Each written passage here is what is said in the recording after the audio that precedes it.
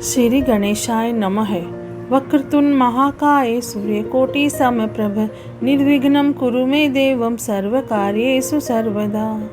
अब हम गणेश जी का नाम लेकर शिव पुराण प्रारंभ करते हैं। ओम नमः शिवाय, ओम नमः शिवाय, ओम नमः शिवाय। भोले बाबा को, शंकर भगवान को कोटि कोटि प्रणाम। शिव पुराण में श्री रुद्र संहिता के चतुर्थ खंड में 13वां अध्याय प्रारंभ करते हैं। पार्वती द्वारा गणेश की उत्पत्ति। सूत जी कहते हैं, कुमार कार्तिकेय के उत्तम चरित्र को सुन नारद जी बहुत प्रसन्न हुए और प्रसन्नता पूर्वक ब्रह्मा जी से बोले, हे विधाता, आप ज्ञान के अथाह सागर हैं तथा करुणा निधान भगवान शिव के विषय में सब कुछ जानते हैं। आपने शिवपुत्र स्वामी कार्तिकेय के अमृत में चरित्र को सुनाकर मुझ पर बड़ी कृपा की है। भगवान, अब मैं विघ्न विनाशक श्री गणेश के विषय में जानना चाहता हूँ। उनके दिव्य चरित्र, उनकी उत्पत्ति के विषय में सब कुछ सविस्तार बताकर मुझे कृतार्थ कीजिए।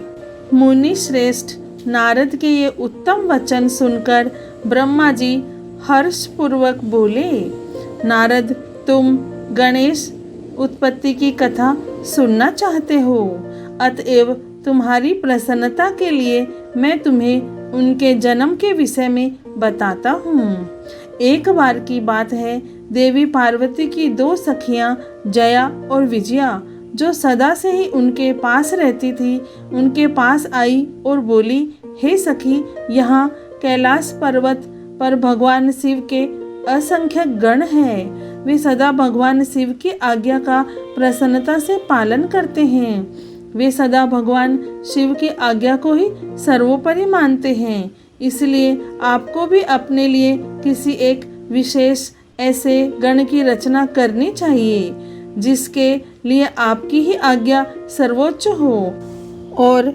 वह किसी अन्य के सामने न झुके। अपनी सखियों की बात यद्यपि पार्वती को एक बार अच्छी लगी, परंतु अगले ही पल वे बोली, भला मुझ में और मेरे पति में क्या भेद है? हम दोनों एक ही हैं और सभी शिवगण मुझ में और सदाशिव में कोई अंतर नहीं समझते। वे हम दोनों की ही आज्ञाओं का सदा पालन करते हैं। पार्वती जी के ये वचन सुनकर उनकी सखियां आगे कुछ नहीं बोली और वहां से चली गई। एक दिन की बात है, देवी पार्वती अपने कक्ष में स्नान कर रही थी।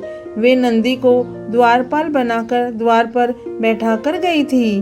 तभी कक्ष में भगवान शिव का प्रवेश हो गया, क्योंकि नंदी अपने आराध्य शिव को अंदर आने से रोक न पाए।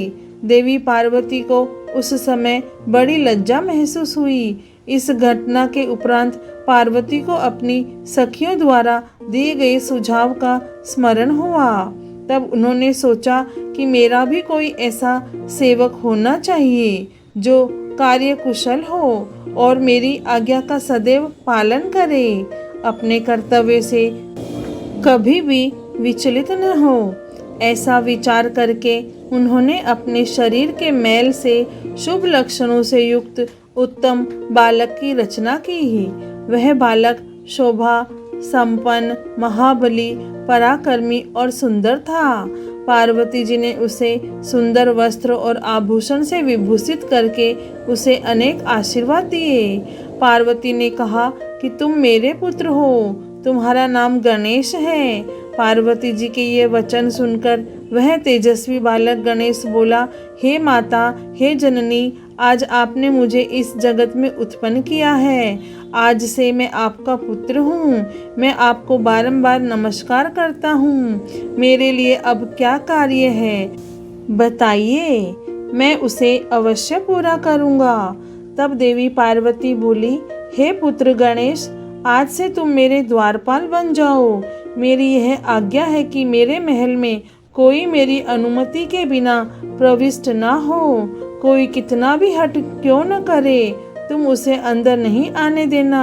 यह कहकर पार्वती ने एक छड़ी गणेश के हाथ में पकड़ा दी और प्रेम पूर्वक उनका मुख चूमकर अंदर स्नान करने चली गई। गणेश सजगता से हाथ में छड़ी लेकर महल के द्वार पर पहरा देने लगे।